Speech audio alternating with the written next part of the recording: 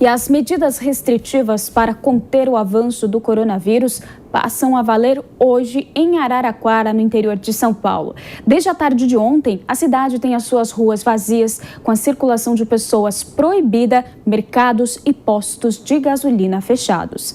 Então, a gente sabe que há dias Araraquara enfrenta um surto do coronavírus e a crise hospitalar com detecção da variante brasileira.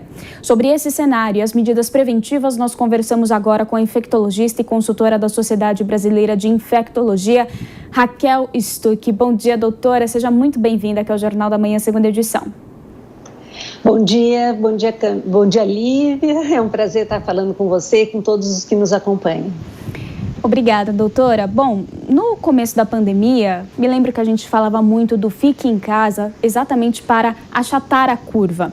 Agora, com as novas variantes, as pessoas podem se infectar, se reinfectar, na verdade, e nós voltamos a temer o colapso do sistema de saúde. Doutora, eu te pergunto, nós regredimos? Qual que é o cenário atual que nós vivemos dessa pandemia? Na verdade, nós temos uma nova variante, como você comentou, que se transmite muito mais fácil, e junto com esta nova variante, nós temos principalmente uma camada da população mais jovem que decidiu abrir mão das medidas de controle da transmissão. Então, isso explica esses dois fatores, uma nova variante e as pessoas que deixaram de usar máscara, que estão se aglomerando, explica essa explosão de número de casos agora e que está levando realmente a um colapso do sistema de saúde. E o que nós estamos vendo hoje reflete o nosso comportamento de 10, de 15 dias atrás, de 20 dias atrás. Doutora, e a cidade de Araraquara tem o maior número de diagnósticos dessa variante brasileira aqui no estado de São Paulo. É um grande indicativo que essa nova variante está, sim, muito bem instalada e se espalhando pelo Brasil. Então, fazer um lockdown mais severo neste momento, o lockdown mais severo desde o início da pandemia na cidade de Araraquara, é uma medida que vem um pouco tarde, doutora? Ou sim, ainda é válido, dá tempo, é necessário? Lívia, essa análise ela tem que ser feita com muito cuidado. Primeiro, a Araraquara ela não é a vilã e não é a única cidade com a variante. É a cidade que conseguiu fazer o sequenciamento das amostras das pessoas que estão lá. Então, eu não tenho dúvida nenhuma que nós temos esta variante em todo o estado de São Paulo e em vários estados do Brasil, se não em todos eles. O que nós não conseguimos, que nós temos deficiência, é em fazer o exame para comprovar isso. Mas a explosão de casos, ela já mostra que sim, esta variante está em todos os locais. O que aconteceu é que houve muita displicência, muita irresponsabilidade de todas as pessoas, desde novembro, mas particularmente agora, Natal, Ano Novo, e nesses dias, no mês de verão de janeiro. E fevereiro também, onde não teve oficialmente carnaval, mas as pessoas saíram, as festas clandestinas são inúmeras em todas as cidades, e isso explica essa explosão de casos. As medidas de cercear ou bloquear o trânsito das pessoas, ela visa, numa medida até assim extrema, que tentar realmente, com que tá bom, então se ninguém obedece por bem, vamos por mal, e quem vai sofrer é a economia, e quem vive, das atividades econômicas, vamos então cortar tudo para ver se realmente agora as pessoas entendem que devem ficar em casa e nós conseguimos, para daqui 14, 15 dias, ter um menor número de casos e poder ter um respiro ou aliviar um pouco o sistema de saúde. Exatamente, doutora. Inclusive, no final de semana, nós conversamos com o prefeito de Chapecó, uma cidade do interior de Santa Catarina, e ele fez relatos muito parecidos sobre a situação como acontece em Araraquara, situação de UTIs lotadas. Inclusive, um bebê de 1 ano e poucos meses morreu na cidade de Chapecó devido ao coronavírus. Então, é uma situação que, sim, está acontecendo no Brasil inteiro. E aí, doutora, com isso eu te pergunto, Araraquara é uma cidade importante ali de ligação do interior de São Paulo. Muitas pessoas acabam transitando pela cidade. O que seria ideal fazer para que aconteça ali uma desaceleração da disseminação dessa variante e para que não colapse também o sistema de saúde da região do interior paulista? Lívia, eu acho que a gente tem que partir do princípio que todas as cidades têm a nova variante. Então, Araraquara não deve ficar isolada ou assim, né? Olha, o pecado, o ruim está em Araraquara e ninguém pode entrar ou sair da cidade para a variante não sair. Veja, o novo coronavírus, quando ele começou lá em dezembro, né, finalzinho de dezembro, né, lá na China, em Wuhan, ele demorou 2, 3 meses para estar em todos os continentes, para se tornar uma pandemia, não é? Isso porque, vamos dizer, ele era mais devagar até na transmissão se comparado com as novas variantes. Então, assim, não tem por que a gente acreditar que a nova variante, né, que nós já sabemos que existe lá no Reino Unido, depois em Manaus, que ela já não está em todo o território nacional. Então, eu não preciso ter o diagnóstico da nova variante na minha região, na minha cidade. Eu tenho que fortalecer as medidas de evitar a transmissão. Então, com a conscientização do uso de máscara, não ter aglomeração e higienizando as mãos. Agora, se a população não entende, talvez a população tenha que ser punida no seu CPF, não é? Alguma forma, outra que a gente só falar, vocês também falam, a gente tem um trabalho muito bom e junto neste um ano de pandemia, né, nós da ciência, a imprensa divulgando, né, o que é preciso fazer. Agora, se as pessoas não entendem, no seu próprio CPF, elas precisam ser punidas.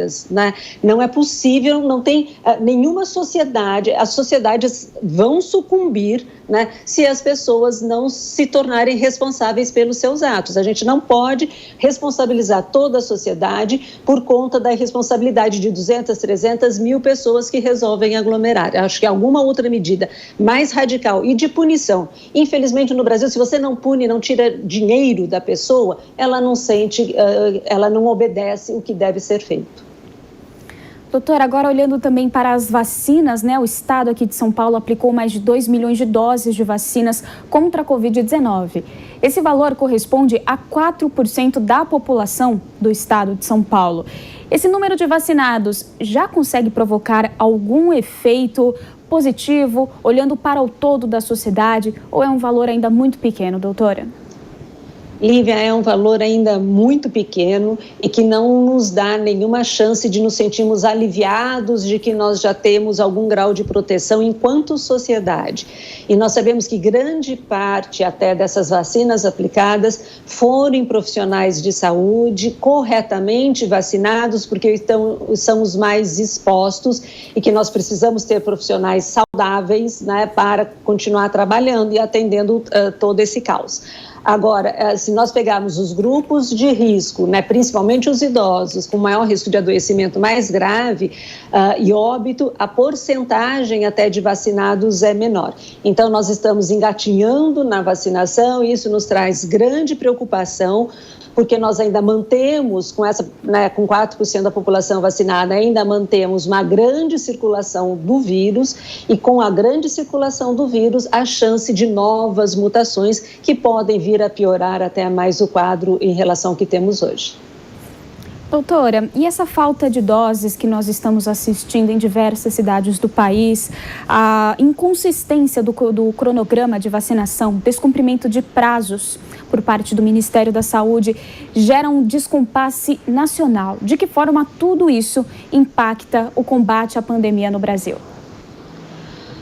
Lívia, infelizmente, eu tenho que, na minha avaliação, de certa forma, até, tudo no Brasil foi muito coerente, né, desde o ano passado. E coerente no pior do que poderia haver de coerência, que é na inabilidade, na incapacidade de fazer um enfrentamento adequado da pandemia. Foi no início com a falta de equipamentos de proteção individual, a falta de leitos, a falta de testes, né, e agora com a falta de vacinas. Essas vacinas já deveriam estar, né, praticamente acertadas e disponibilizadas aplicadas, né, e nas áreas, né, nos postos de aplicação da vacina, já com este compromisso firmado desde outubro e novembro, como todos os países fizeram. Então, nós não temos um planejamento eficiente, né, pelo Ministério da Saúde, nem de compra de vacina. Nós temos promessas, né, mas promessas elas não garantem controle de pandemia. E nós temos também uma total falta de transparência até em relação às doses ou como as doses estão sendo distribuídas e aplicadas. Não adianta eu fazer uma distribuição equitativa por habitantes, né? Então, nós temos cidades, por exemplo, que quase não tem idoso e que estão lá vacinando população que não tem nenhum risco porque as doses estão lá, enquanto outras cidades têm um número maior até de população idosa e que nós vimos e que estão sem vacina. Então, é uma total falta de gerenciamento, infelizmente, do Programa Nacional de Imunizações neste momento e do Ministério da Saúde, e é uma pena nós vermos isso porque nós somos um país que sempre soubemos fazer campanhas bem-sucedidas de vacinação, mas este ano a gestão realmente ela está deficitária e está colocando toda a população em risco. Doutor, inclusive muitos especialistas defendem que o Brasil precisa fechar acordos com outras fabricantes, porque somente essas duas fabricantes que nós temos, né, que é da Coronavac e de Oxford, não será suficiente para suprir toda a população brasileira. E o Brasil cogita fechar nos próximos dias acordo para a utilização de mais duas vacinas, que são a vacina russa Sputnik V e a Covaxin, desenvolvida na Índia pelo laboratório Bharat Biotech. A senhora poderia dar mais detalhes para a gente sobre essa negociação, sobre a tecnologia dessas duas vacinas e também a expectativa, né? Será que essas vacinas vão chegar ao nosso país? Essas vacinas são vacinas que a gente já conhece um pouquinho da tecnologia delas, né? Então, a vacina indiana, ela usa vírus morto também, assim como a vacina do laboratório Sinovac, né? Que é do Butantan, então é vírus morto, a Coronavac, e a vacina Sputnik usa a mesma receita, vamos dizer assim, da vacina da AstraZeneca, usando adenovírus. Tem um pouco de diferença entre a Sputnik e a AstraZeneca, eles usam 2 adenovírus, um em cada dose, mas é a mesma receita, vamos dizer assim, do adenovírus. O que preocupa, talvez, neste momento, é que essas vacinas, elas estão sendo utilizadas em vários países, mas que o processo de liberação nestes países, ou de autorização de uso em diversos países, são feitos por agências que não são agências reconhecidas talvez internacionalmente, e nós não sabemos exatamente quais os critérios usados para aprovação dessas vacinas nos países que estão fazendo uso. Então, eu acho que uma análise da Anvisa ainda para essas duas vacinas, mesmo que tenhamos uma urgência em termos vacinas, e nós temos urgência, é necessário para que a gente não abra mão, né, da segurança dessas vacinas também. Então, os dados do que a gente chama de fase 3 dessas vacinas, eles ainda não estão muito claros e seria necessário, a minha maneira de ver, sim, que a Anvisa analisasse e aprovasse essas vacinas ou para uso emergencial ou para uso regular, né? Nós temos as outras vacinas, mas que parece que a conversa do Ministério da Saúde com os outros laboratórios, né, como até mesmo da Pfizer e da Moderna, que são vacinas aprovadas com agências regulatórias europeias e norte-americanas, que nos dá um respaldo maior, mas parece que essa conversa, né, no Brasil está um pouco mais dificultada, com mais entraves colocados, na minha maneira de ver, pelo Ministério da Saúde. Doutora, agora a relação de todas essas vacinas que estão sendo desenvolvidas em fases finais de testes com as novas variantes que estão surgindo. O que a senhora pode destacar para a gente, até para deixar bastante claro, né, para a nossa audiência, que é válido sim tomar a vacina contra o coronavírus?